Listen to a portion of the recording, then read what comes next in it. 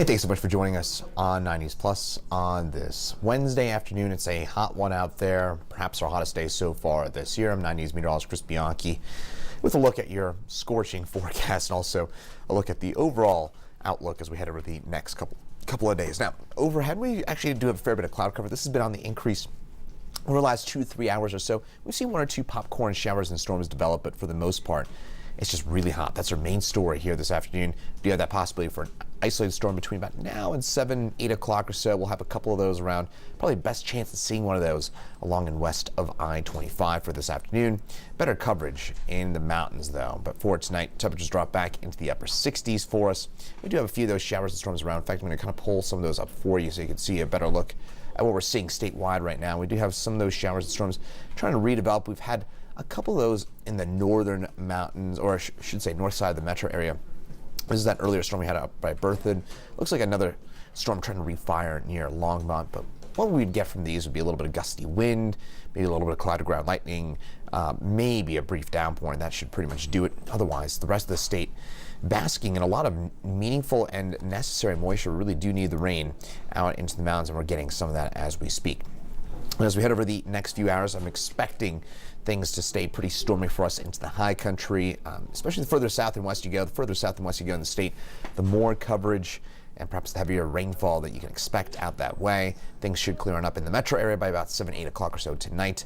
And for tonight, temperatures upper 60s for us. It is a mild overnight for us. For tomorrow, highs in the low 90s. Get a weak front that drops on through overnight. That'll knock back those temperatures just a little bit into the low 90s for tomorrow.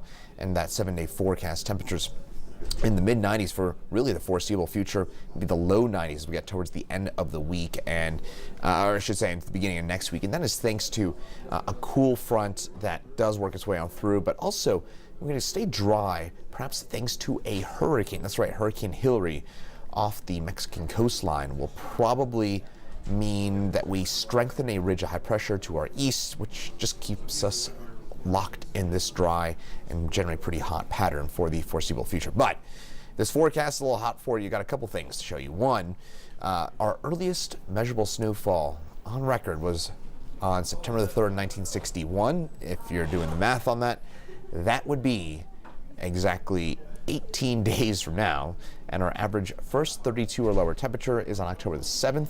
That's our first freeze. That is 53 days away. And our average first snow is on October the 18th. That is 64 days away. So there's a couple of things to keep in mind if this forecast is a little bit hot for you. And also worth reminding that those fall peak colors are only about a month out. So the northern mountains today marks about a month from the start of those peak colors on average. These dates tend not to really vary a whole lot for us here in Colorado. And also in terms of that overall outlook, I just kind of finished this map a few minutes ago. But we are expecting probably a near average season, about a 10-day to 2-week peak for us along and north of I-70, and also some pretty vibrant colors. I would expect that based at this point because we had a very, very good winter and spring. That means that those trees are in pretty healthy shape for the most part. In southern Colorado, expecting maybe slightly diminished colors. That is thanks to a recent drought in the southwestern part of the state. So overall takeaways, if you're looking to those fall colors, we're about a month out from some of those peak colors starting to pop on up with those aspens.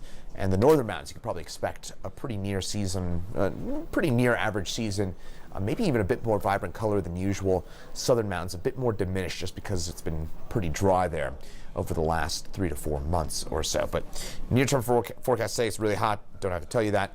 Highs already in the upper 90s for us in Denver. May get to 100 degrees here, but then we've got those isolated storms around, and then the rest of the week it stays hot and dry with isolated storms mainly on Saturday and Sunday, maybe a slight cool down for tomorrow and to the early part of next week. But it's just hot and dry, so that midsummer weather that you've been wondering where it was, here it is. And I'll have another update for you coming up at 9 News at 4 and 5.